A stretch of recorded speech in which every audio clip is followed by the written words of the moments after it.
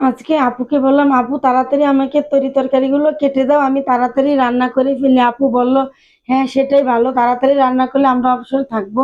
তো আমার আপু এক এক করে আমাকে তরি তরকারিগুলো সব কেটে দিয়েছে, আর আমি রান্না করতে বসে পড়লাম।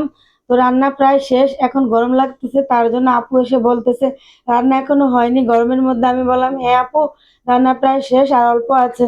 তো এদিকে নতুন সিজনের ভেন্ডি ভাজি করলাম, সাথে বুট বাগার দিয়েছি এবং পেঁয়াজ ও আলুর চপ বেগুনি বানিয়েছি, এবং মুরগির মাংস একটু হালকা ঝোল রেখে রান্না করেছি, আর সাথে শুটকির ভর্তা বাগার দিয়েছি তেলের মধ্যে।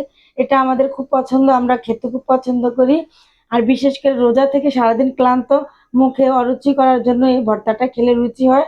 তো আমার আপু দেখে খুবই খুশি হয়েছে, বলতেছে মজা হয়েছে, খুব ভালো হয়েছে, তুমি ভর্তাটা বানিয়েছো। আর এদিকে আমার রান্না প্রায় শেষ, আর একটা রান্না আছে, সেটা হলো কইডা ভাজি।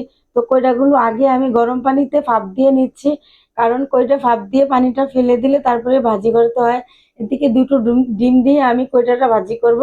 এটা আমরা খুব খেতে পছন্দ করি, সবাই ঘরের পছন্দ করে। আপু বলল, এই তো রান্না শেষ, আর তো কাজ নেই, এখন অবসরে বসে থাকবা।